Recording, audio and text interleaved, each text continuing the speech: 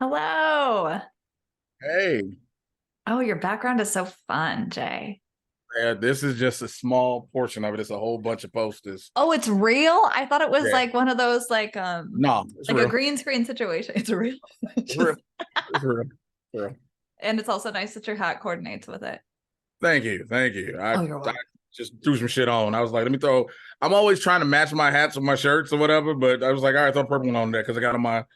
I just happened to throw on my Lion King Black Panther shirt. So, Oh, very nice. Very nice.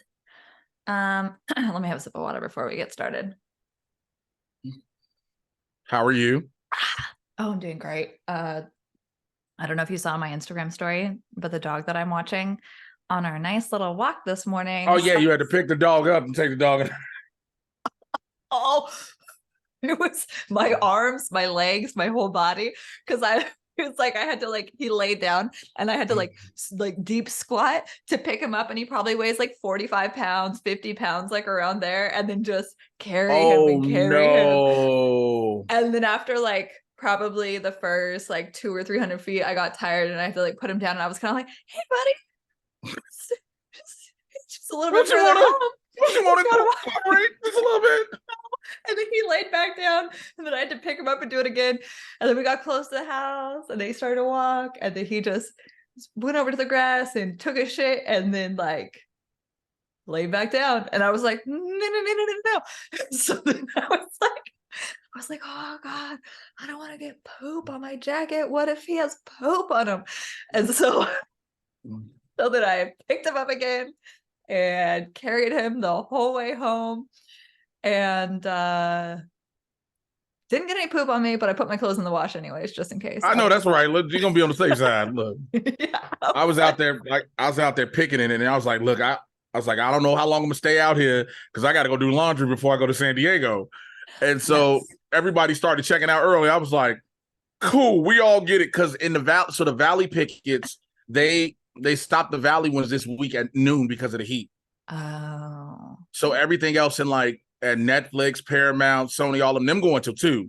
And Valley, they can't. So Warner Brothers and Disney stopped for 2. Like that's it. Like cool. oh, interesting. Mm-hmm. But that's very As long as humane. there's a heat warning. Oh, then they'll, yeah, that makes sense. Well, I'm glad you're out there. You're appreciated. Um, Being out there as a member of SAG and everything, it's like it's cool. It's all for a good reason. well, yeah, It's it's all like a for reason that benefits us all. the benefits of all. Like we shouldn't have to be out there. There's no But reason that Sydney Sweeney is having to take like brand deals. Like that's, I don't know if you read that article when it came out, I but read so I read so many different things, but I'm glad it's all coming out though yeah. because it needs because like I think I'm like a lot of other people where we're so fucking tired of hearing people go, "Oh, every actor is just spoiled. These writers are just spoiled." Like, bruh, people ain't rich what you think. Just Yeah. because you see us on TV and stuff, don't mean we're rich. Yeah, yeah, it is. I mean, the first two national commercials that I booked were one tried to get around the SAG stuff. The first one tried to get around it, and then they basically got caught and had to pay us all SAG. So I was like, I got super lucky. Mm-hmm. But also, I didn't, had that not happened, I wouldn't have known what I was missing out on, right? Because I would have Yeah. been like, 10,000 for a day of my life seems reasonable, except for also I used to work in advertising, so I find it insulting because I've ran, even just stuff where they're like, but it's just internet. And I'm like, yeah, but I've run Facebook ads and I know that like if these companies are hiring an ad agency to create this creative and then paying for it to be running on Hulu or on YouTube or whatever, they're spending anywhere from like 25,000 to 100,000 a month, and you guys are gonna be A 400. month? Yeah. I used to sometimes be having budgets that they would like, we would get a call in November, and I won't say which corporations, but they're like Fortune 500 corporations for sure. And they'd be like, hey, we realize that we have like 1.25 million that we haven't spent yet. Can you just figure out how to spend it so we don't like have leftover budget so we can ask for more money next year and show that we spent all of our money so we need more? And I'm like, do you want me to do What? Could I get a raise? No, you can't get a raise. We just need to spend all this money on Facebook ads. So like that's the shit that makes me mad because I know like the second national commercial I booked was for Starbucks and it aired during the entire Olympics and I got paid $3,500 for that commercial. But you know why? Because they did. It was, it's nothing but 14 days. They hit you with that one. No, it was because they were like, but we're casting like real baristas. And I'd been a Starbucks barista in high school, which is why I was able to do it. But if you are casting real people, you don't have to pay the SAG wages because you're like, but they're not actors. Yeah. So imagine my irritation when that's like running throughout the entire Olympics and like I can absolutely imagine. And I've seen, because with the Verizon commercial, I think I was supposed to get a $10,000 buyout, but because we were advertising a product that didn't exist, they couldn't use us as like real customers because even though we were real Verizon customers, we weren't real customers of this product that like was shot and talked about and then not released until the commercials. So when you know the difference between, because then that one ended up paying around like 25,000 because it was running everywhere. Like it was running like NBA finals, March Madness, like the Grammys, it was running through all that. And so when I know that I could get 25,000 from that one commercial, the Starbucks commercial running, it's like, okay, but it's Starbucks. Right. Like y'all have money. You have the money. Yeah. And I know because I worked at Starbucks corporate and I didn't tell them that when I booked the commercial, but I'd been a barista and then later on went on to be a creative and like a photographer and a strategist on the marketing team at Starbucks in Seattle at the headquarters. So I'm like, you saw the numbers. Yeah. Oh my God. Yeah. Well, anyways, welcome to the podcast. Thank you. Okay, so I'm gonna kick this off with just a quick introduction. I will record like a more formal introduction that'll go, popped in before, but I'm very excited to have on Jay Washington. Jay is a comedian, a wrestler, an actor, and I only knew him as a comedian because we met in like the crossover of comedy and wrestling, and it didn't occur to me that he was a wrestler. So when I found that out, I was like, I literally called you out of the blue, which is sort of a wild thing to do in 2023. I told you, call me. Call me. But I called and I was like, you were a wrestler? You have to be on my podcast because I think that's a pretty, I don't know. I think that's like an interesting career change, but it also makes sense to me because of the rhythm and the cadence of both sort of like performance sports. It's very lateral. The movement was very lateral. Do you find that people don't understand that? Like when you talk to them about it, are they like, what? How did that happen? Or do you find that people get it? It depends on who I'm talking to. Some people, when I break it down, like we know professional wrestling is choreographed, right? There's been no secret about it. So when I break down me being able to memorize a match move by move to being able to remember a set joke by joke, that's some of the similarities in regards to that. When it comes to working a crowd in pro wrestling, you're working a crowd in stand-up. When it comes to knowing when to take it home in pro wrestling, you know when to wrap it up and take it home in stand-up. And so a lot of and that's just some of the off the top of my head things. There's so many similarities. And don't get me on the back end on the business side with shady promoters and productions and all that. Those parallel too. But I imagine.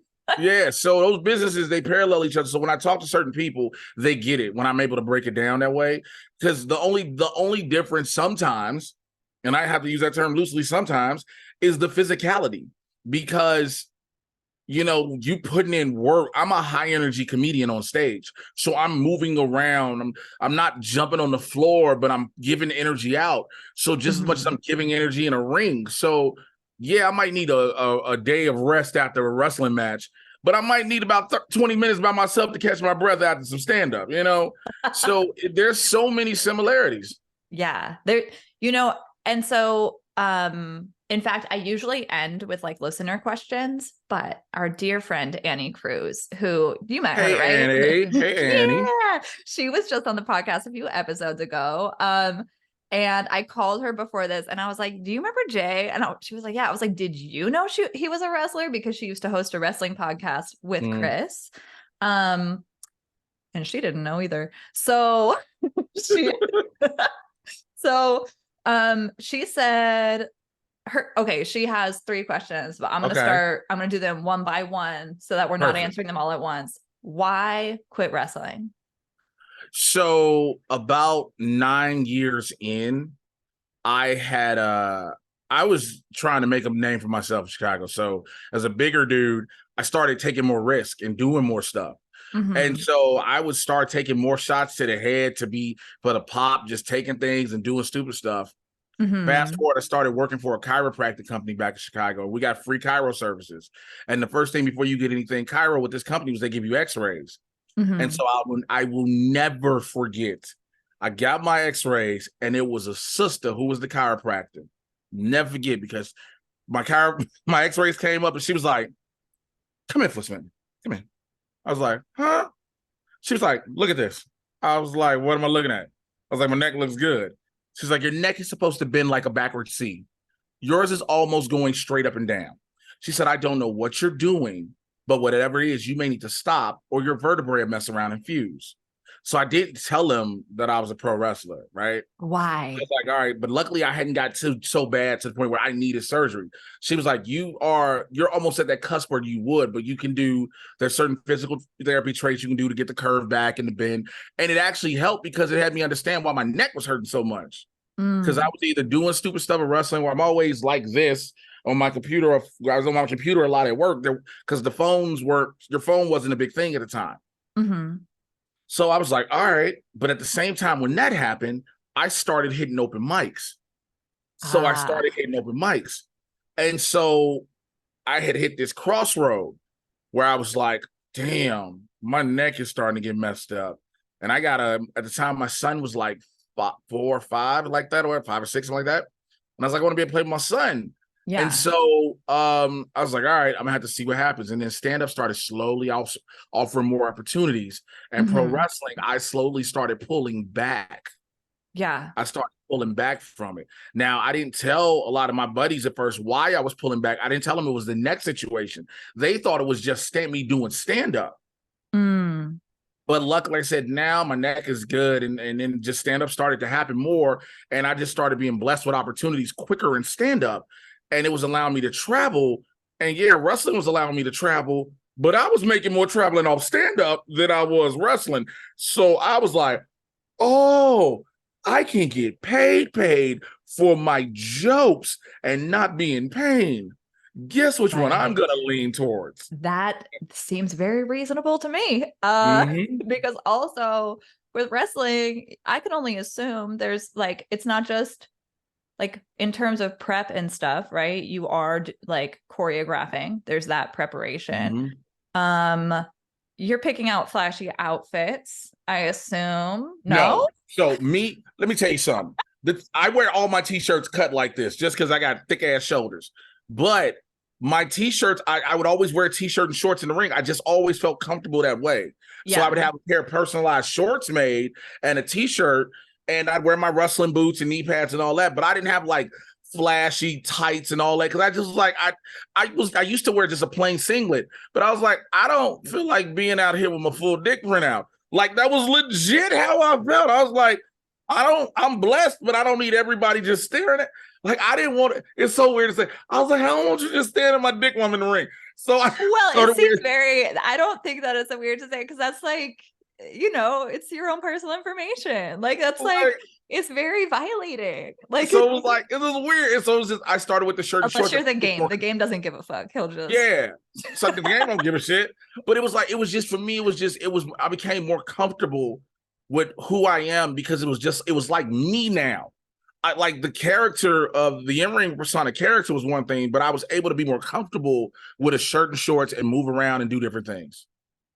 Definitely. And your wrestling name was Trauma. I looked that up. Oh yeah. For a while I was the Urban Gladiator Trauma for my full time at first when I was doing it. And then when I stopped, and then when I came back out here, when I was out here, and I was not gonna wrestle. And so I had lost my boots in my old car. So Mm, once I lost my boots and all my old gear, I took that as a sign I was done. yeah. I took that as the universe taking it away from me. Hmm. Like I didn't need it. And then one day, one of my buddies called me and he was like, we were talking. He was like, "What's your address?" And I was like, "The fuck? Why?" Because he lives in Texas. Like, the fuck? You're not coming to my house. Yeah, good He sir. was like, he was like, "I'm gonna send you something." I was like, "All right." I had no idea what he was talking about. I got a Hmm. package in the mail. I remember opening said package. In that package were my boots, were my new pair of boots. And I said, "You mother." It wasn't my boots, it was a pair of old boots he had, which now Hmm. became my boots. But he was like, "These are for you." And I was like, "Why would you do this?" Because I know me. Yeah. I couldn't Yeah. just sit there and let them sit. Once you have the option, it's one of those things. I get like that with like just painful sports where I'm Yeah. like, but it's here. Why would I not? Why would I not? You And know, it's so a then waste. and I found places to start training and taking bumps again. And I was like, all right, let me remember. My body had to remember that pain too, that initial pain. And it was like, all right, I'm getting my mechanics back. And then I had my first match and I was like, I like this. Mm, I hmm. remember this. And then I had another match and I was like, how can I blend? Because now I'm out here for stand up and acting in Los Angeles. How Right. can I fit all this in? And then I started weaving all of it together. And I Right. was like, what are we doing? I've been doing it all. I was like, why is that? Have you thought about doing something that's like less you know, injury prone like jujitsu? No, No. because I feel like that would require me to have to spend more time to learn jujitsu. It does. Yeah. And I will say I've avoided taking any classes where you have to wear the uniform because I'm like, I don't need one more thing of sports equipment in my car. You know, like I have See, enough floating around. So I'll only do the classes like the no gi classes where you don't yeah. have to have the uniform.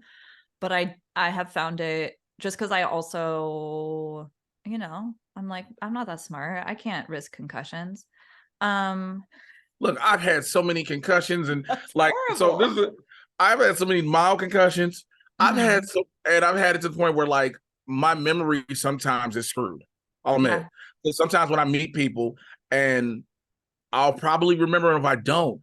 They'll be like, "You met me before," and I'm like, "Yo, blame my head, not my heart, literally, because I've been hitting the head with steel chairs."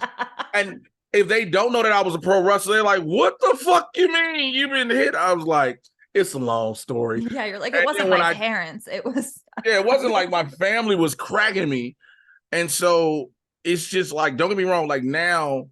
I'm slowly like I pulled back. I called myself a retiring in October.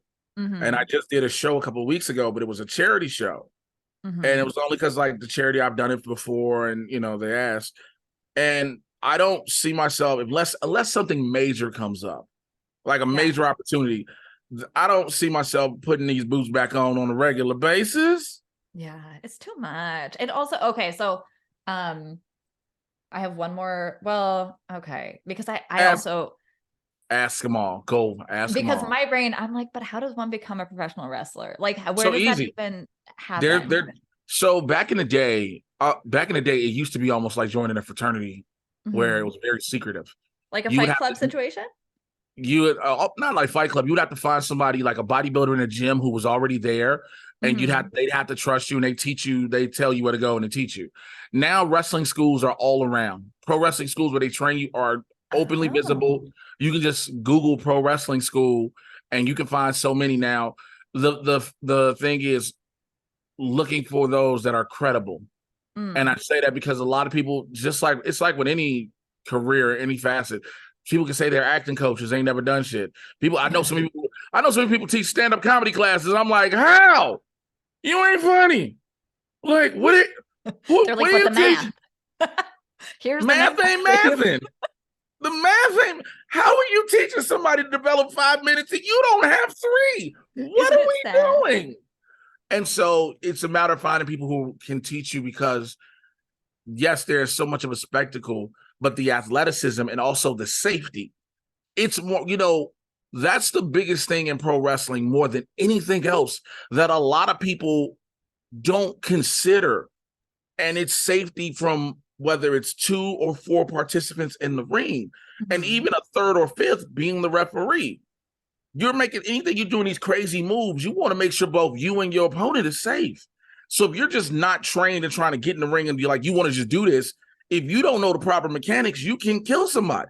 Yeah, definitely. Well, and that is I did gymnastics as a kid, and I also my grandma thought it was important for me because she grew up in South America and had a horse when she was living there, and she thought it was important for me to get in horseback riding as a kid. So like doing gymnastics and horseback riding, both of those are things where like safety is of the utmost importance. So Yes. like I take that very seriously, and when I'm in a pole dancing class and I can see girls that are like, you know, maybe taking a class that they're like not quite ready for, and I see their wrist placement or whatever they're doing, it takes all I have in me to not be like, teacher, come fix this, Yeah. because I'm like, I can't watch. Like I've seen someone, you know, and this girl was practicing all of the safety precautions. It's just one of those things that when you're upside down holding on by like your knee pit to something and you're moving, it's easy to forget track and like lose track of what you should be doing. And I watched a girl fall flat on her head, like, you know, like literally upside down. I watched her head bounce off the floor, blood go everywhere in a class.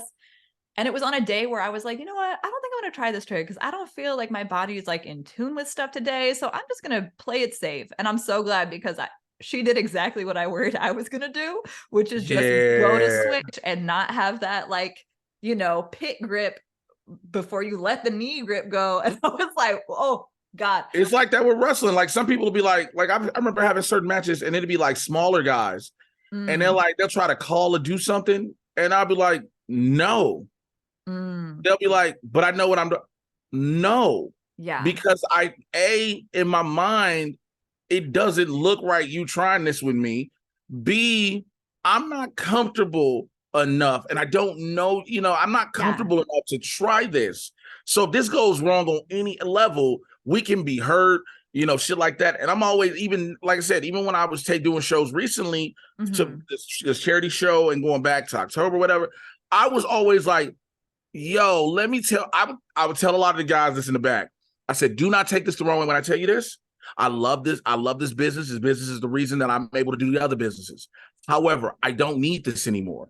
Yeah. So I'm going to protect my investment, which is me being able to go on stage, being able to go in front of cameras. Yeah. So I'm going to perform. I'm going to put on a great match. But when Mm-hmm. you start asking me to do stupid shit because you want to try to get a highlight reel for your mama, not me. Yeah. Yeah. Do that with somebody else who's like as hungry as you are, but like, No, no, it was just thank you. it was younger guys. It was younger guys. And there's always these younger guys in the Yeah. business that are trying to be flashy and shit to go viral. Nah, we good. Yeah. We good. No, thank you. It's just, yeah, the cost is not worth like the risk with that one. So Not at then all. Frankie, or I'm sorry, Annie's other question was why comedy? Oh no, wait, one more wrestling question and then I'll ask you why comedy. Go She ahead. wanted to know what your finisher was. So it used to be a running Death Valley driver, basically, which is a fireman carry, run them, boom, drop them. Now it's a swinging Uranagi. I call it the Welcome to Chirac. Catch them in the crossbody, swing them, lay out flat, boom, 1, 2, 3. Which that's beautiful. And can I just say that you were hysterical in Chirac? Thank you. I watched Thank your you. reel, and when you were telling them to think, and you went and smacked them on the back of the head each, I was like, was that a J choice or a That's director what it was. choice? Absolutely a J choice. Amazing. It was look. It was. The way you Just went bring over it up. each Because we keep this in mind. That is the take that got made. We did that take. So that day, that night, mm-hmm. I got the crew in trouble so much because Spike Lee, I'm so grateful for him, gave me carte blanche to have fun with my lines. Amazing. And he knew Wesley Snipes could crack jokes back. So he knew as long as we got the gist, he would let us go. So I would start. Yes. So I would start saying crazy shit. And it'd be points where the crew would start busting out laughing. And Spike would be pissed. He was like, that was great, but I can't use it. He was like, he got to the point he had said, Jay, can you just bring it down? because I was going so hard to just get reactions. But what a compliment. I know it was one of the greatest things ever. So when I did the scene where I'm tapping on dude's head, I was like, after I did the first, it was like, "Are you good? You good?" He was like, "Yeah." I was like, "All right." Once he said he was good, that gave me the "I'm gonna do it again." I was like, "I'm gonna." So after like the fourth or fifth time, I was like, "If you want me to stop, let me know." He was like, "No, you good." Don't tell me I'm good, but keep thinking.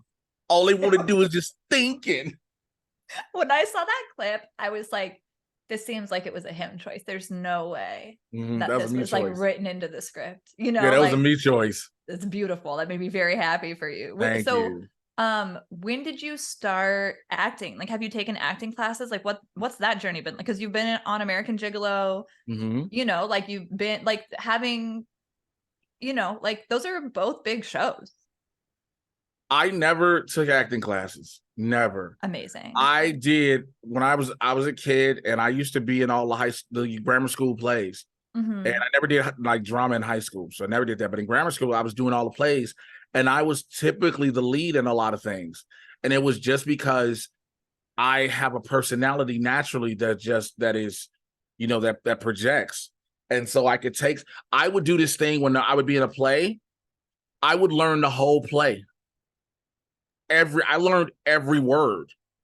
Amazing. So when people would miss their lines, I could tell them because I knew what was coming up. Now I don't do that shit no more because scripts are way too long. I'm trying to learn Where do everybody. you think you got that work ethic? Like, are your parents like that? Are they very like go big or go home? So both of them unfortunately passed. My dad and my mom. My dad passed. My dad passed when I was 5. My mom passed a week after my 27th birthday, which was the week after her 50th birthday. Wow. But my family on both sides are just hard workers, just naturally. Like my grandfather, my dad's dad, he helped raise me as my father after my father died, and he was always working and busting his ass. And so that hustle, that work ethic from him, I always learned. My uncles, I watched them. My aunt was a hustler. My aunt could hustle. I watched her hustle dudes, and I never fully understood it, but I watched it. My aunt was a hustler, so I got it all from my family. And then the South Side of Chicago taught me a lot of just how to be. If you want something, take your ass out there and go get it. And shit gonna be handed to you. And if it's handed to you, you're not gonna like it. If it's just handed to you and you didn't earn it, you're not gonna feel right about it. Well, and for some people, they do. You know what I'm saying? Some people, they feel great about it. For me, I feel like if you hand me something, I've had to done something to earn it where I might have forgotten about it or it's not at the forefront, but I don't want you to just hand it, yo, you get this. Like, it feels icky to me. So I never took acting classes. So like I said, I went from doing plays and stuff in grammar school to being the funny kid and getting in trouble in high school to right after high school, becoming a pro wrestler and learning how to be in front of crowds. I went from being in front of 30 to 50 people to 300 to 3,000 at times and working crowds and being on the microphone. I remember I was in front of 3,000 people and we were cutting a promo in the middle of this one big show called Battle of the Belts for Windy City Pro Wrestling. And I was part of all these 4 factions, and everybody was yelling. And again, wasn't supposed to happen. This was never supposed to happen. The owner of the company, he was he's like the Vince McMahon type dude, because there's always an owner who has to be in the forefront. And so he was yelling about something. And I snatched the mic, was like, yo, shut up before you have a stroke. Look. And then started running down everybody. And everybody was fighting to hold back laughs because I was burning everybody down. And then gave the mic back to my manager at the time. And when we got to the back, everybody was like, where the fuck did that come from? I was like, y'all never gave me the mic. You'd have been found out. And so I'm always like that. And so my work ethic, even on top of that, when I could talk then and now, look, I ask my friends who know me, they'll tell you, he gonna drop dead because he don't stop. And they say it with love because every night I'm always having to work because, again, I always want to earn stuff. And it's not just the fact that I'm a dad, to make sure my kids have. It's, yo, I have to work. I have to work. If I don't work, this does not happen. yes, it's a possibility things could be happening and could be, again, handed to me. But my mindset is, if I don't work, this doesn't happen. Right. Yeah. And with that, how have you found a balance of like being there for your kids and being on the road and all of that? Do you have one kid or more? Two. I have a Two. son and my Okay. son and daughter. So my son is by my ex-wife. Me and her Mhm. got married, and that probably was the worst decision for both of us. We were good when we were just boyfriend and girlfriend, got married. Shit went downhill. Uh so my oldest son, he's 19. He's a freshman. Well, he's a sophomore in college now. He lives out there in Indianapolis with her. My daughter is by my ex-girlfriend, who was my ex-fiance. We broke up, and she's in Tacoma, Washington. She's 9. Mhm. Seeing them in person sometimes gets difficult because flights are super expensive and stupid. Yeah.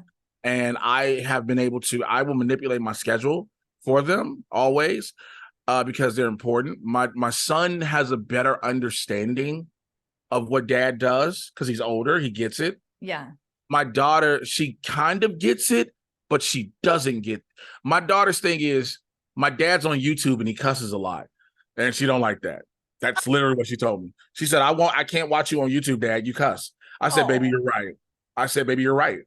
I said, look, you're right. Like, to her and my son, dad on TV, which is, oh God, it irks. It's not supposed to irk me, but they don't give a shit. They don't care. I am a G-list celebrity. Y'all gonna respect me. And they don't. My son's graduation. Let me tell you this real quick. So I went into town to Indianapolis. I was gonna be there for my son's graduation. I mean, no Mhm. matter what. So the day of the graduation, we were at his house and we all had to go to the theater where they were having the graduation. So his mom drove. So me and my son got out the car because my son had to go walk over and hurry up and check in. His mom was going to go park the car. I was like, I'm not sitting in this car with your mama. My brain can't take this. So let me out. Let me out. So I'm going to walk over to where my son went. I'm just walking normally. A group of his friends who are fans of mine saw me and literally went, "Oh my God, it's you." I said, "No, we are not about to do this. No, this is not about me. Don't do this." I said, "This is not about me. This is about y'all." Mhm. And, granted, and then so my son came out and they were like, "Jalen, it's him. He's like, yeah, I told y'all that's my pops." That's how my son is. That's how my son is. I told y'all that's my pops. But the Can balance, you blame them? no, not at all. But the balance comes in knowing that I have to, no matter what I always say this, I do everything I do for them primarily. Mhm. There is a bit for me. And when I say a bit, just a bit, but everything is to make sure if they call me at any point in time and need some, which they do, both of them will Mhm. call me just randomly. My son will call me. My daughter just now started to realize she can call me instead of having a mama do it. And so when they need something, I will give my last because you all deserve it. And so the balance becomes just reminding you got to be there for them, but then you got to be there for yourself. And then it's like just trying to have a life which people are thinking, you live a great life. I'm like, my life is all work. Mhm. I would love to have this. I tell people all the time, I would love to have this immaculate balance of being a father, the workhorse that I am, and even a relationship, Mhm. and to have all that, because I know I can make time for what I want to make time for. But until the relationship thing comes, I'm just working my ass off. And do I try to take time to take a break? Yes. Do I feel guilty every time I do it? Absolutely. I beat myself up when I take a break. I'm like, what am I doing? I go crazy because I'm so used to working Yeah. somehow, some way, whether I'm doing this podcast with you, whether I'm doing my own podcast, whether I'm acting, which ain't happening much, whether I'm on stage or whatever. I'm always so used to go, go, go, go, go. Mhm. To now I'm like, when I'm not doing, I'm like, something's wrong with me. When I have a day off, I lose it because I'm like, I'm failing. My schedule's not full. Yeah. And people have to say, yo, you need to chill. You're okay. Well, I don't know if it's that because, I used to experience the same thing and I traveled a lot for work for a while. Mhm. And I found, and luckily, quite a few of my friends are touring musicians and touring comedians. So even though I wasn't traveling a lot in like a performance capacity, there is Mm. sort of that shared experience of like you're traveling and why is everything great when you're traveling, and then you get home and all of a sudden Mhm. there's like this like oh shit moment of like Mhm. you know, like I remember literally sitting there going like what do I like what do I think is fun, like I don't, you know, like I would Google what do happy people do, because I was like what are things that happy people like to do. Yeah. um and a friend of mine who was here, well, in the US on tour from Australia, Mm. bless him, what a lovely man, his name's Motez, he's a great like DJ producer, like Mhm. but he was in Seattle and we had dinner, and then I went home and I like put the key in my apartment, and upon insertion I just started weeping, and then I just couldn't stop crying all day, and I had a flight out the next morning, and he and I were at the airport at the same time, and he like sort of like was like hey just come hang out with me and my tour manager.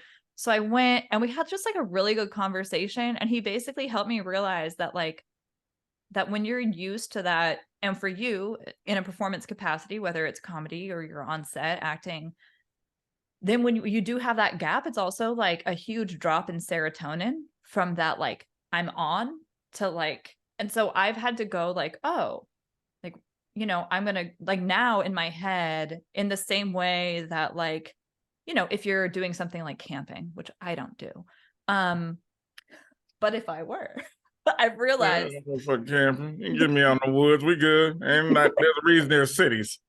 I'm, Um, but like you have like I've realized, oh, for me, I know I have to think of it as like it's not just that I'm home, it's that like, oh, I need to have something that makes me look forward to having a day off to look forward to. So I'm not just sitting there with an abyss of nothingness mhm. and go like, oh, who's like a friend I've been wanting to hang out with that isn't work related, you know, or like what's something fun that I want to do that's not whatever, because otherwise it is easy for me to feel like what am I doing, oh my gosh, shouldn't I be, you know, like it's easy for me to get in that loop.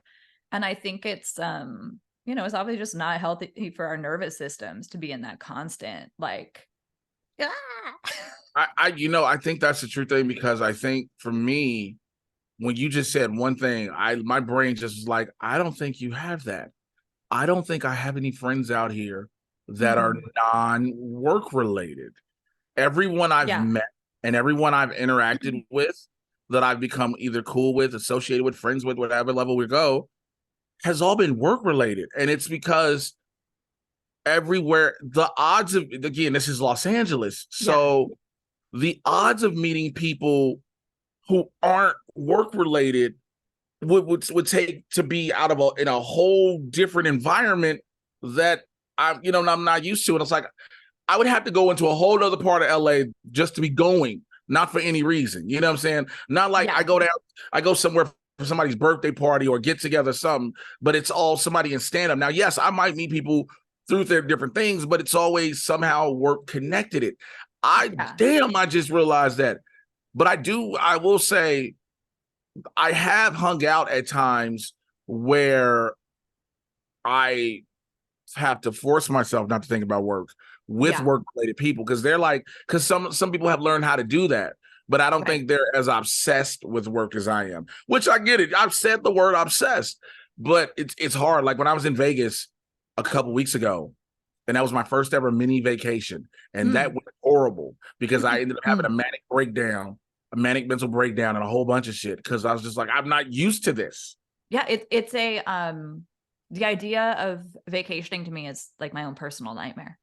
Like the idea sounds horrible, and I'm lucky to be in a relationship with somebody who's on the same page, you know? Like I'm Mm-hmm. very lucky in that way that like, and I will say that like he also is really good about being like, "Oh yeah, we're going to like do this." But I could never. Like I've tried to before date people that are like, "We're just going to go to the beach." I'm like, "And then what?" Yeah, like why would I just go to the Like fuck? my brain can't process the idea. Like my sister's like that, like we would go to the beach, but also she tans, so like, and I, as you can see, do not um not what I'm cut out for. But she would just lay out and I'd be like, well, I'm gonna be body surfing and I guess I'll bring like 3 books because I can't imagine just laying there. Like it makes me implode. Like I really can't. do I don't that. get how people do that. People just like, yeah, I'm just gonna go to Mm. sleep. What? Okay, well, that I can do. I can sleep anywhere. It's anemia, No, baby.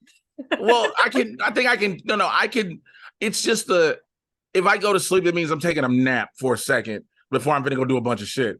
It isn't just Ah, like you said, just go do nothing. When people are like, I'm doing nothing. Like those people are to me like how? yeah. I don't understand it either. I do have a list of movies that I will watch when I'm sick next time. Like that's sort of when I like will Mhm. enjoy a good movie. Um, and I will like I'll watch movies with my boyfriend, but like left to my own devices, I'm like, for what? What do I need to watch a movie for? Um, Look, before we started this, okay, I can't believe I'm gonna openly admit this. okay. Before we started this, so I have a thing where I'm always trying to do something. I put either old school cartoons on or old Mm, school cartoon movies. So I was doing this. I'm about to, because I'm trying, like, after we're done and I got to do something else, I'm going to go do laundry. So I'm getting my laundry together to think of ship to San Diego. I got Teenage Mutant Ninja Turtles on in the background. The well, first one. because it's the best.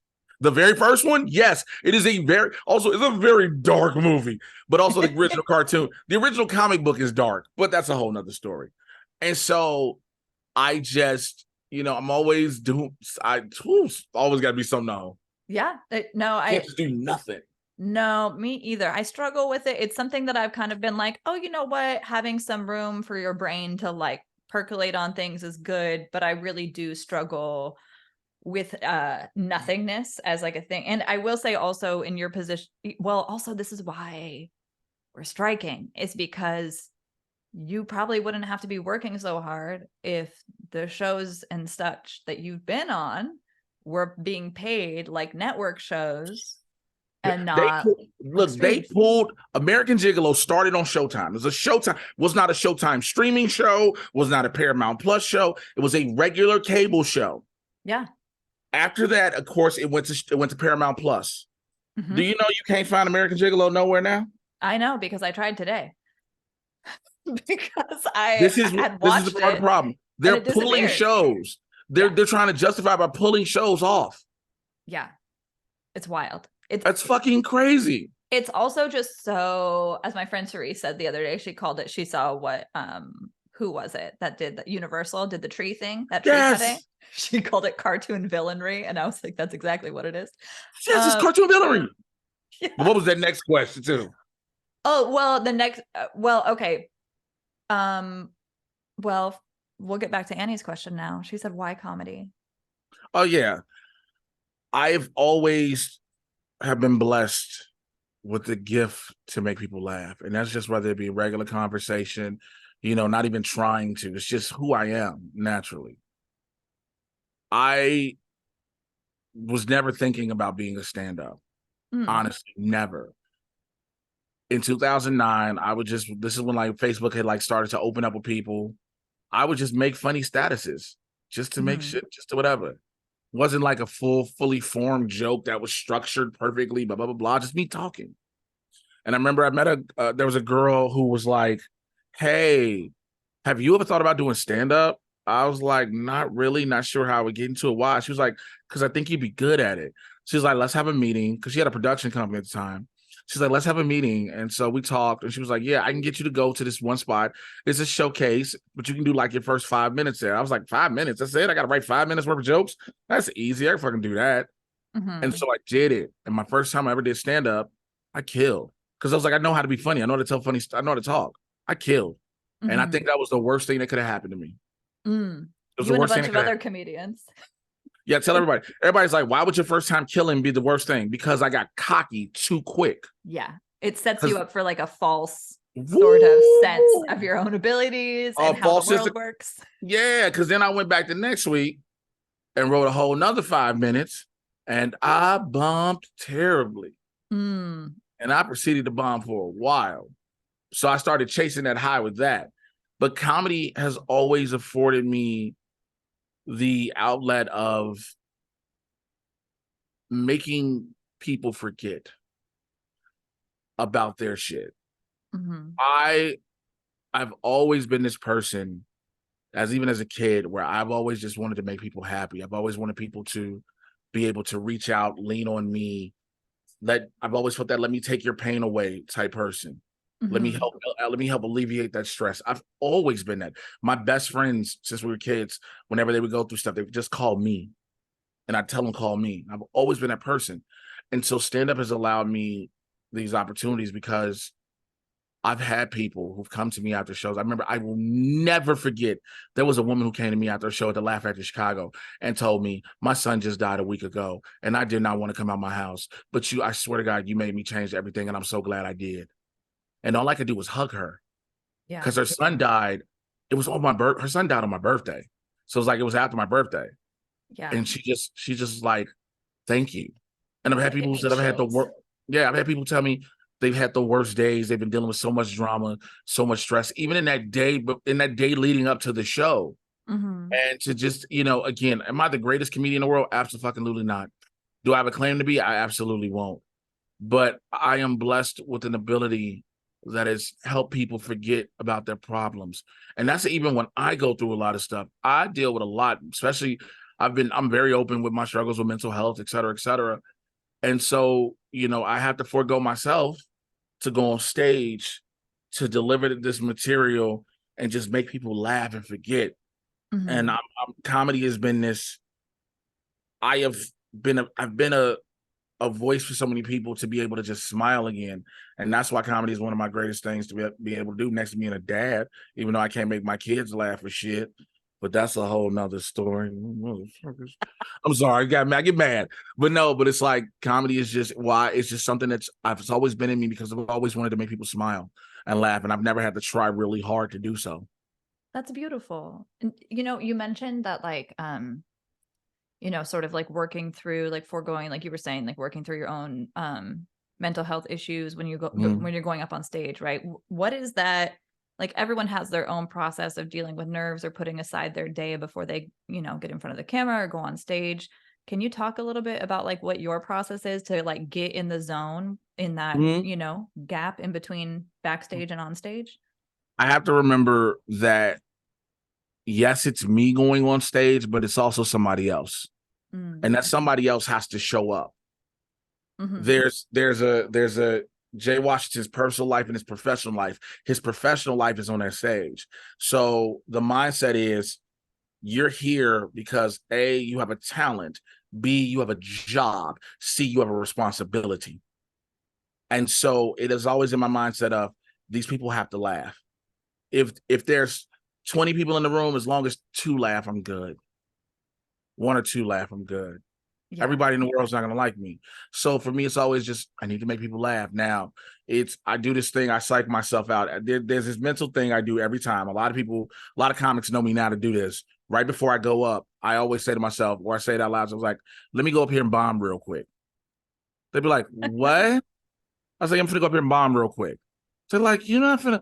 So I'm gonna go up here and bomb real fast. And so I'll go do my set and I'll come off. They'll be like, what the fuck what were you talking about? You didn't bomb. I said, I know. I said, it's my mental psych out to myself. Because Mm. now if I tell myself I'm a bomb, I have nothing to lose on stage. I can just give it my all every single time. That's very true. And I can just give it my all. So it's like I don't have to hold back. There's no hold back for anything. Now I can just go all in. And so when it comes to me, remembering, look, I just went through a bad breakup about a couple months ago, about a month or so ago, that sent me on top of everything else I was going through, sent me into a very depressive spiral. But Mhm. even throughout that, every single night, even while I was around this motherfucker just weeping, yeah, when I was around here, the sniffles, this let me say something, just for your listeners and viewers. Ladies, if you ever want to know if your man loves you, if he don't cry and his shoulders don't touch his ears, if he don't, if you don't get that, they ain't love. That's when you get that real nasty. That's that love. I was that night after night, Oh, and that's so so sad. I'm so sorry. I was that way, but I had to remember, I got a job to do. Yeah. And so, remembering I'm like I said, I'm a workaholic. I'm obsessed with working. I know I have a job. I have never called off a show unless the only day I ever called off from a show that I couldn't make was 2 days before I had to have my tracheotomy when I almost died because I couldn't talk. Why'd you have a tracheotomy? 2018, the week before the Super Bowl that year. I remember taking an Uber home from the gym. And all of a sudden, I got this little twinge in my throat. It was a Prius, and it was an old Prius, and the radio was taped on with duct tape. I'll never forget. And I remember going, shit, what was that? All right, cool. So I was cool. That next day, I had to go tape something to Netflix.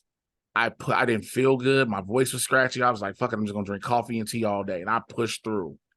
Did it. I was in the Uber going back home, passed out, didn't feel good. That was a Friday. I was supposed to be at the Laugh Factory. I called Laugh Factory, like, I can't make it. I'm sick. Like I literally lost my voice. Like it kind of sounded like that, even worse. But I felt so bad. I took myself, I Ubered to the emergency room because I was like, this don't feel right. So they checked me. They said, you have pharyngitis. All right, cool. Here, take this prednisone. So I didn't take it. I was like, all right, cool. I took it. The next day, I felt worse. I didn't feel any better. I go back again. You also have laryngitis. Here, take this codeine cough syrup. All right. Took it. I started feeling even so bad. I kept coughing up phlegm, but I couldn't even swallow. My throat hurt so bad, I couldn't swallow water.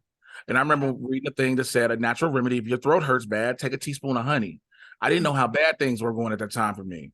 I took a teaspoon of honey and almost choked and suffocated myself to death in my kitchen. Luckily, I managed to get it down. So the night after at the Super Bowl or whatever, all that, I couldn't swallow water. I said, I just kept coughing up phlegm. I couldn't lay down. I went back to the hospital for the third time. I told them, I said, do not send me home. First of all, first thing I said was they asked me, I walked up to the triage desk. My neck was inflamed, by the way. Let me make sure I clear this. I'm spitting up. My neck is inflamed like an angry cobra. My neck is swollen out. Oh my God. I'm struggling to cough and breathe and catch my breath. And I remember the triage nurse was like, what's wrong? It was a dude. Like, what's going on? I said, I feel like I can't breathe. He said, if you can talk, you can breathe. I said, bitch, I know the logistics, but I know what I feel like. So he started, you know what I'm saying, putting me to the back to get my vitals, whatever. God was so with me. There was a nurse who walked past, who looked, stopped, and was like, looked at my neck, said, nah, come here, and put me in a room immediately and put me on oxygen. Called in the ear, nose, and throat doctor, came in a couple hours later. She said, she looked at my throat. She said, okay, so we're going to have to intubate you. I was like, what? She's like, your epiglottis is closing. She said, if it closes, you'll die. Oh my God. And so then they took me in the operating room. They were getting ready to put I thought they were going through my nose at first or whatever. I thought they were going to put me under first to intubate me. They started trying to intubate me wide awake in my mouth, but they couldn't. My throat was so raw. So they realized they couldn't do it. So I'm sitting there trying to get this tube in and I'm gagging and shit. And I'm screaming. The doctor, I was like, yo, I thought y'all said y'all was putting me under. She said, we can't put you under yet. She said, if we put you under, you're not going to make it. Because the last thing my epiglottis needed was to relax. Oh, right. It would have closed. Yeah. So while I was wide awake, they intubated me through my nose, down my throat. Once I got the thing in, I remember the anesthesiologist said, we're going to give you like 120 cc's of propofol. It's like, don't worry, that was the drug Michael Jackson had, and I passed out. Because they had to knock me out strong. Right. So, again, I'm asleep. All of a sudden, something tells my body, wake up. But I can't really move. I'm screaming, but I can't move. I start making the fingers wiggle on one hand. I remember here, I start to be, so when you wake up, one thing people don't pay attention to, the first thing you can do is hear. Yeah. You can hear before you can see. Yeah. So I started hearing clearly.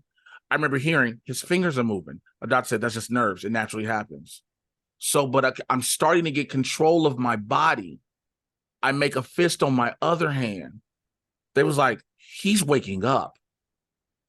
The problem was I was on the operating table with them in my throat. If I'd have woke up, I'd have jumped. Yeah, definitely. They put me back under quickly. Thank God. I remember when I finally woke up, I didn't know what was happening. I was like, I didn't have nothing in my nose and my mouth, but there was something in my neck. My neck was all this, and I couldn't, and I was I was strapped to the bed. So I started trying to break the straps. I got almost close to breaking the straps. I was strong then, but I'm nowhere strong as I am now. Because if it was me now, because I was way just heavier. I wasn't even like I work out really. I was just big. Mm-hmm. But if it was me now, I'd have broke them straps easily. So I got close. They ran in. Mr. Washington, stop. I couldn't talk. I was like, give me something to write on. I said, what the fuck happened to me? They said, you had an abscess that ruptured in your throat that caused pus and air to go everywhere. We had to cut into your lymph nodes and drain all of it out your neck and give you an emergency tracheotomy. The reason you are strapped down is because while you were asleep, you were pushing people off of you and trying to take the tube out while you were asleep. We couldn't hold, they were like, people were trying to hold your arms down and couldn't. Mm-hmm. Because even in my sleep, my fight or flight was so strong, I was fighting people off. My body was out here like, yo, protect him. Yeah. Had that. The doctors thought, they were like, they started they put a bunch of antibiotics in me or whatever. At one point, they thought, oh, you're going to probably have to have a PICC line, which they give to cancer patients. They put a PICC line in my arm for no fucking reason. Because they also was like, oh, you're probably going to have this trach in for a very long time. Again, I'm writing. I said, no, I'm not, because I need my voice. I need to talk. I said, if I have to, I will take this shit out myself. I wrote that. It scared the doctors because they started hearing the stories. So fast forward, a week goes by. I finally get out the hospital. They take the bandage off. I put gauze over here. Once I start putting shit over here and closing it, my air starts coming back. I can talk slowly, but I'm not supposed to be able to talk this fast. But I tell my doctor a little secret about me, and I know a lot of people like going to hear this. Like, what the fuck do you think he is, Wolverine? I heal quick. They were like, no, you don't. You won't heal that quick. It's like, okay. Had to go back the next day for the checkup, at 24-hour checkup. I had bandages, clean thing. The doctor was like, how do you feel? I feel okay, just a little bit sore. She was like, what the fuck? Said, I told you. I heal quick. She looked at my throat. She was like, the back of your hole in your throat is already closing. Wow. I heal quick. So I say everything that happened. They say I had the abscess, but everything I went through, even being on a ventilator and all that, felt like the symptoms of somebody with COVID. I went through everything somebody with COVID goes through till when they get put on a ventilator. Yeah. The best part about being in the hospital was them trying to figure out who I was, because I had a bunch of celebrities coming to visit me. I had a bunch of pretty motherfuckers and celebrities coming. So they were like, who is he? They were like, sorry, hold on. I'm gonna no worries. No worries. They were all like, who are you? I'm just a regular dude. They were like, nah, that's not possible. One of my friends told them at the nurse's desk who I was, told them I was a comedian and an actor. They Googled me at the desk. Now all of a sudden I'm getting special attention and a lot of attention from the nurses. If I need extra Jello, I had a whole cabinet full of apple juices and everything. I was around this bitch living like a king. Amazing. So yeah, that's why I had, but that also, because the doctors told me if I'd not come in a third time, I would have gone to sleep and died. That's so scary. I would have died in my sleep. That in itself terrified me, because more than anything, my kids would have not known what happened to their dad. I was afraid of leaving them more than anything else. And now I cherish my life way more because it was almost taken away from me like that. And even going into the mental, I suffered from a lot of PTSD after it. Yeah, I would have an itch in my throat. I freaked the fuck out. Yeah. I would go through so much. I deal with my mental health battles, and a lot of times I've gone to the darkest of places almost. But I also remember I was almost there, whether it was without my own choice. Yeah. And so that's, I talk about that a lot. And so that's why it goes back to comedy, why I do it. There's nothing like a near-death experience that wasn't your choice to make you go, oh, I do want to live. I guess I didn't realize it. I was I, so out of it. I just couldn't believe it. yeah, it's definitely and I think a lot of people don't understand how much even when like we heal for something like from something like that, like physically, that it is still traumatizing. And I think a lot of Mhm. people who haven't been through a major health crisis like that, like they don't understand. I mean, even my grandma who um like she I moved home to help take my dad take care of her a couple years ago. And before she passed, she was so, even when I was growing up, I didn't realize how serious she was about not going to the hospital. Um, because she used to always, my grandma would make a joke out of everything. Yeah. So she would just say, well, because she had 5 kids. So she'd say, no, I'm not going to the hospital. Every time I go to the hospital, they send me home with a new baby. Oh, that's funny.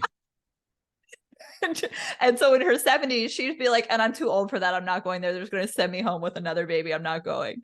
Um, and then I got older and learned that there was some like family stuff, that she'd seen. Mhm. Like she'd seen her mom institutionalized for Oh, depression wow. and like treated with electroshock therapy back in the day and stuff. So she had like a deep aversion to doctors, to hospitals, to all of it, so it Oh was really my important. God. Yeah, so but I think that kind of stuff makes you go like, oh shit, that's not just these stories that we hear, whatever. When you hear of somebody, getting in an accident, like people forget how traumatizing that is. And like Mhm. I've had my own stuff with that, and it took me, there's like a 5-year gap where I just didn't go in for a physical checkup like until this year because I had such a traumatizing experience, and like Yeah. that I was like, I'm not going back for what could they possibly help me with? You know what I Right. mean? I was Right. like, I'm Yeah. not, no, thank you. I would Yeah. rather just wait it out at home and Google. Yeah. I know a lot of people that are like, I just don't do doctors. Right. And now I'm kind of like, okay, but I had a one friend and then someone who's like in my social circles both pass within a month of each other this last year, and they were like around my age, like early 30s. Oh And no. and it was like just sudden stuff. And I went like, what if I'm not Yeah, just that'll tired and I have change. cancer? You know what I mean? I Yeah. was like, it could be that I have a cancer, and like these people, were just living their lives, working on music, doing whatever, and then found out they had stage 4 leukemia and died 2 weeks later. Like, like, you know what? Let's just, What? yeah. So I was like, oh, put your fears aside, Lene. Just go and have your levels checked. My God. And it turns out no cancer, just super anemic and very low on vitamin D. The doctor. So, yeah, no, it's very, and I've had, I've lost friends to drug overdoses and suicide and a lot of other things, but having them die suddenly in their early 30s of natural causes, I was like, no, no, no, no, no, no, we can't, like, that's not okay. I mean, none of the rest are okay, but that one, I was like, that's something I could have checked. Yeah. Yeah. So if you're already paying for insurance, go get your annual checkup for free. Uh, so Um, okay, I have more questions about your work, and then Go I will let ahead. you go because I know we've been at this for a while, so I'm sorry. Well, you have Yeah, I laundry in San apologize. Diego to drive to. You have stuff going on. But how have you dealt with finding and changing, and like what's your sort of experience with representation and finding good representation been like? Ooh, oh, here goes the good one. So I was so when I moved out here in 2015, I visited first in January. And I Mm-hmm. remember I was like, because I was wanted to see if I would like LA to come out here and do it, blah, blah, blah, blah.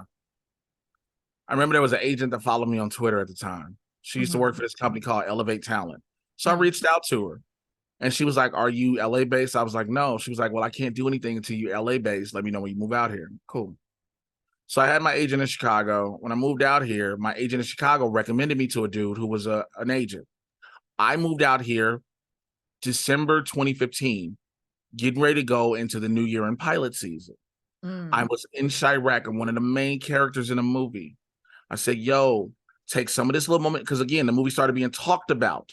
Take this momentum. Let's make some things happen. Just give me auditions. You don't have to get me roles, get me in rooms. Just give me auditions. Let me do what I got to do. Yeah. Dude didn't. I got not a single audition. I sent dude a nice long ass letter, said, if you're not doing anything for me, I can do more for myself. We're good. So then I met another dude who I told my manager, my agent in Chicago about that. He introduced me to another dude who's a manager. Mm-hmm. So dude is a manager for actors and stuff like that. And he was talking about all the stuff he can do when it comes to acting, this, that, and the third. I was like, well, right now, I don't know. I said, okay, cool. I said, but as a manager, what about stand-up? Well, I Mm-hmm. don't care about that. I said, well, clearly you don't care about me because That's that's a someone. wild response. Yeah, I don't care about really stand-up. Okay, that's my career. Thanks for your time. Yeah. So then I emailed the agent from Twitter. Twitter, the back. I'm out here now. So she was like, all right, well, let's have a seat. Let's just have a meeting. I went to her office in Valley Village. We were supposed to talk for about an hour. We stayed talking for 4.5 hours. She was like, so many people you've worked with have spoken so highly of you. So I had to see, why do they love you so much? That's And so, beautiful. yeah. And she was like, I can get it. She has been my agent since then. And I love Kylie McKenzie to death. I've told Kylie is the reason I've done so much stuff out here acting wise. Damn near everything I've done acting wise out here. Mm-hmm. And it's a boutique agency. So, because the story has its beautiful parts, but it also gets crazy. Kylie has done so much. At one point, I was like, yo, if the big agency want me, I don't want to leave for you. I don't want to leave you. I don't want to leave you. She said, if a big agency comes for you, I'm pushing you off. She said, I'm not going to let you stay and just stunt it. I was like, okay. So they had a friend. He was rep by this one manager. And she was a hosting manager and stuff like that. I was hosting and I was trying to get a manager because I wanted somebody to help me with my stand-up career. There's so many doors I can't get in because I'm the talent. Yeah. Well, and for people who are listening who don't know, because I'm sure, a lot of people listen from marketing and just different worlds that I've been a part of. So agents will send you jobs to audition for. Managers will oversee like the progress of your career. And be your direct voice and your advocate and voice in the room. Exactly. Yeah. Yes. So I just wanted to make that differentiator so that people understand, like, managers are there to go, like, okay, we're doing this, but like, we need to think about in 5 years from now, and like in 3 years from now, and like, this job might not pay as well. So like, neither of us are going to get that much money, but it really tees you up for success and puts you on these people's radar. So like, managers will do that for you, which especially for somebody like Jay is really important when you do multiple when you have like multiple crafts and talents, that like your management recognizes that and goes, great, and doesn't, because a lot of managers will go, well, pick one. Yeah. And the thing is, I will never do that. I will be a multi-hyphenate because that's who I am. Same. I am a multi-hyphenate. Yeah. And so my buddy, we were doing the show together, this online show, and he had a manager. She was repping him, and she was like, I met her because she would host a hosting seminar boot camp for people who wanted to be able to be host on TV and podcasts and radio, et cetera, et cetera. And at first I was like, I don't need this. I know what I'm doing. Because I've been doing radio and everything. I'm like, I know what I'm doing. Yeah. He was like, nah, just do it. She said you can do it for free just to see. Okay, cool, whatever. I'll humor this. Excuse me. I did. It was Friday and Saturday. Friday I did it. Out the gate, she was like, oh, you know how to do this. Yes. I don't need a hosting boot camp for something I've been doing. Yeah. And I know some people can do things and do them wrong. Let me rephrase it. I've been doing it and doing it well. Yeah. I've been successful at it. So then she was like, all right, cool. I want to take you on as a client. Perfect. Fine. Here's the thing. I'm a stand-up. That is my biggest thing. Well, I've kind of wanted to get into the realm of stand-up. Cool. Perfect. Here are the things I want to be able to audition for or be in consideration for. I know some people, the connections to them, but me again, as the talent, I can't, they won't talk to me. Yeah. Which is so weird. So weird. So, because the thing is, I understand some talent can't conduct themselves professionally in a business environment. Yeah. The difference with me is I have a business degree also. So I know how to conduct myself in these matters. I know how to handle the logistics of basic things. And when it comes to contract, I can get an entertainment lawyer and call it a day. Yeah, definitely. So I would always ask her, yo, what about this thing with stand up? Oh, well, I'm just waiting to hear back. Hear back from who? Yeah. Okay. So then I was booking things, but I had to give her a percentage of the stuff I was booking. But you got, I mean, none of this. Kylie got me all this. Right. But it doesn't matter. So Managers then, always right, take, doesn't yeah. manager. Yeah, it doesn't matter what a manager, for those listening, your manager is going to get a cut no matter what. Yeah. So when American Gigolo happened, she was excited. Oh, I bet she was. I would also love getting paid for not working. She was excited. I went from a co-star to a recurring character on a TV show. Which is major. Because it is confusing. The first time I heard that, I went, why would co-star not be bigger? You know, because it implies supporting actor. It applies it, but it is not. But it is not. Co-star. Well, why don't you define the difference between co-star is just player, like, yeah, co-star is basically a day player. Right. It's just somebody they brought in for a little small role to fill in. You're co-starring. Yeah. Now, what you want, if you're not a series regular, one of the main people, you want to be a guest star. Guest star is money. But if you can't be that, you want to be a recurring character. You want to keep popping up. So now you're attached to this project. People know this is what you're in. Mm-hmm. So when I started getting ready to do it, she was like, okay, cool. So what are we going to do about the checks? Let me send this nice little email to you. I do not need you. Yeah. No, we won't. I asked you primarily, I get what your job is. I get you collect this fee, but I asked you about one particular element of my career. You don't do it. Cool. Thank you for your time. Best of luck in your future endeavors. Yeah. So last part, I've been at the Hollywood Improv. I've been, working, and the booker, she loves me, and she wanted to put together this showcase called The New Batch. It was a new batch of comics. There were the next batch of comics coming out that have potential to be superstars and great in this game. And I was fortunate enough to be one of those people in this thing.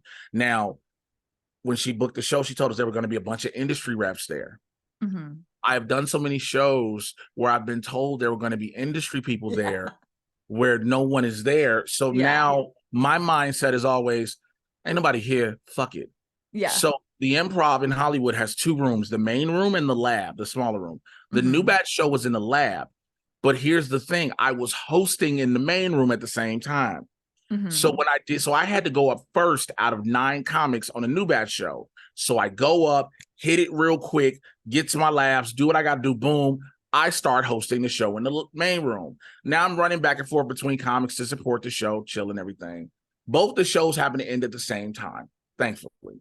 I go back in the lab to politics, shake hands, kiss babies, all that shit. Thank you for coming. Thank you for coming. One woman who was sitting next to the booker all night, she's like, you were amazing. Thank you. You know what you're doing. You're good at this. I said, thank you. She was like, what do you want to do? Well, I want to tour. I want to be one of these draws for these festivals. I want to, I want people to bring my name in when they do these festivals. I don't want to have to submit. I want to be one of the people they bring in, things like that. I have a list of goals. She's like, okay. And she quoted back one of my jokes. Keep this in mind. I was the first comic out of 9. That's impressive. She quoted back a joke. So it's like, who are you? If I may ask. Oh, I'm an assistant with CAA in the comedy department. Okay, cool. She was like, here's my card. Let's connect. So we connected on Instagram. Mm-hmm. Cool. Hey, pleasure meeting you. We'd love to talk one day. Boom. Waited a week. Hey, I'd love to have a general meeting with you whenever you got a chance, whatever. See what happens. So we have a meeting on the phone. 20 minutes. She was like, what do you want to do? I had a whole list of everything prepared of what I want to do. This is what I can do. Okay, cool. Send me an email. I was like, can you send me all this stuff? Cool. So I was like, am I rep by CAA now? But I wasn't officially rep by them. I was hip pocketed, which is the worst term ever in this industry. I will just simply call it. I'll just be like, could you pocket rep me? Because I hate the word hip pocketed. Yeah, can you just pocket rep me? So I'm like, cool, I got this. This is going to be the game changer that I need. Mm-hmm. Fast forward a couple of months, right after New Year's. Hadn't heard from her a while. We would check in with each other every week. I would check to learn what I was doing, all these different things. Hadn't heard from her. Hey, what's going on? Well, I have to be honest. I got moved to another thing. I don't have the bandwidth right now. The agent who she was under, either he left the company or moved somewhere else, and she got put to the main agent of comedy at CAA, which means she was dealing with bigger, high-profile clients. So she didn't have bandwidth. That was fine. Get it. Then told me, also, your TikTok numbers aren't high. Now, as a stand-up comedian who has been busting his ass for 13, 14 years, I understand that this social media wave is a thing. I get it. I know so many people right now who are amassing a great career based off of a blowing up on TikTok or whatever. But I hate that my career is stunted because I don't have a master. I can't control if I blow up off of TikTok. I Well, can and you only, don't want to be pandering to that. You don't want to be building your sets and your jokes and everything to be like, let me hit these, like, because that's not the way that art should be made. Is not right. like, where's the target? It's like, no, let me do my craft. So now I'm back to square one where it's just me on shows trying to get myself out. And it hurts a lot. It hurts because that is another part of the struggle. Look, I understand this entertainment game is never going to be easy, but it is always, I think, the hardest part for myself or anyone listening is when you seem like you are so fucking close, yet so far away. It is one of the weirdest things about this industry. And it does bring me back to what we talked about earlier about when you were like, I realized that, like, you were saying that, like, you realized you didn't have friends outside of work, because friends within this work get it, you know? I mean, to me, if they have crossed the threshold to then become a friend, I would not become friends with someone who doesn't get it, you know? Like, Right. Absolutely. like there's whenever I meet other actors or whatever that, like, we don't have similar priorities and values, I'm kind of like, okay, well, enjoy your journey. Like, it's not that I dislike them as a Yes. person. I'm like, I just don't need someone in my life who's sitting here like strategizing their career in a way that I'm like, what if you just like got better at your job? Yeah. Yeah. Like, I don't fuck with that at all. Like, so, but it is hard because then when you have friends that like might have like a normal job, like they don't understand how our world works. That, like, because we might have booked, you know, in your case, American Gigolo, that doesn't mean you're set for life, you know, especially given the way that, like, well, literally the reason there's a strike right now, right, is like, because that used to mean, hey, I'm good for a few years and I can like keep working on my craft or whatever. And that's just not the way the cookie Not at crumbles all. anymore. And it's not even that out the gate, because now it's just, here's your little pay. And then it's like, you know, like the talk of residual streaming. Now we're on residuals. Now you're streaming. Here's a residual check for 7 cents. Yeah. I mean, we all saw Kamiko from Orange is the New Black. You saw what she posted, right? Yeah. The Orange is the New Black, and it came out to like $27 or something nuts Yeah. like that. And so I think it's hard for people because they're like, yeah, but you're living the dream. And you're like, maybe I'm living your dream, but I have bigger dreams for myself. Yes. And like, and Yes. sometimes, you know, I imagine we have both worked with people before that are further along in their careers on paper, and then you see what they're bringing into the room and you're like, you're not off book, you have a bad attitude, you're not actually very good at your job, just for some reason you keep booking work. What city are we talking about? Because that is a real thing. Which in a way gives me hope, because as my mom so encouragingly often said to me growing up when I was experiencing self-doubt, she would say, Lene, dumber people have done it. Which is the truth. When you think about it, like, dumber people have made this. Yeah, it'll be okay. It'll be fine. It'll be fine. Okay. So, well, that being said, okay, I'm trying to think. I feel like I had one more question percolating. There is the same question I ask everyone at the end of the episode. Okay, you know what? I have only had one stand-up comedian on here before. But it was a long time ago. It was when I first started the podcast. Well, do you know Jessica Michelle Singleton? That's me. Well, same. So she was like on episode 4 or 5 of the podcast. But one thing we didn't talk about, can you explain to people how stand-up comedians get paid? Oh my Jesus. All right. So when it comes to comedy clubs, for the most part have not changed the pay structure in decades. A feature comedian is the comedian that you'll see typically right before the headliner. They are probably making for the entire weekend of shows $500, if that. The headliner comedian, depending on the club, sometimes, unless they're a major name, is probably bringing in just $2,000 for the weekend. Maybe $3,000, maybe, you know, nothing major until they're a major name. Now, there may be door deals where if you sell out X amount of shows and all these seats, you might get a bonus. When it comes to comedy clubs in Los Angeles, though, Los Angeles is what's considered a showcase town. So a lot of times you are supposed to be just happy to be performing because you're showcasing your talent. That is why a lot of shows, so like the Comedy Store, for instance, in the original room, the sets for the paid regulars there are $25. You do a spot in the belly room, you don't get paid pretty much. The belly room are always pretty much free shows unless it's something set with the independent producer, because typically it's independently produced shows. Unpaid shows, you mean, right? Unpaid shows, yeah. Yeah. Yes. When it comes to like individual shows where there's a bar show, somebody running a show somewhere and they ask you to do the show, typically, unless they say something about a pay, there's no pay. There's just, here's this drink ticket. Now, so much for sobriety. So much for sobriety. There are so many comedians who run shows too who use it as they know they can make money off of ticket sales and then screw over comedians. There are people who say, well, I got to make my money back first from all my overhead. Guess what? I don't have to give a shit about your overhead because you should have figured that out yourself. Right. It is difficult when you see comedians working, trying to make this money, when you see comedians putting on their own shows that are having ticket prices, it's because they have to make this ticket money because they're paying bills off of it.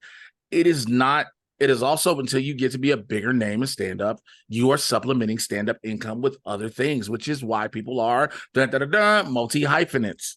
That is why you're doing acting. That is why you're doing podcasts. And that is why you're hosting and et cetera, because you're literally trying to make ends meet.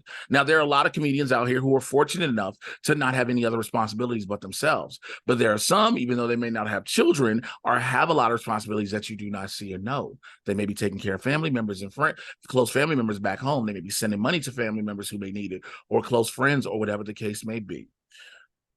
Some comedy clubs will pay you $50 a set. Some will pay you $100 a set if you're hosting.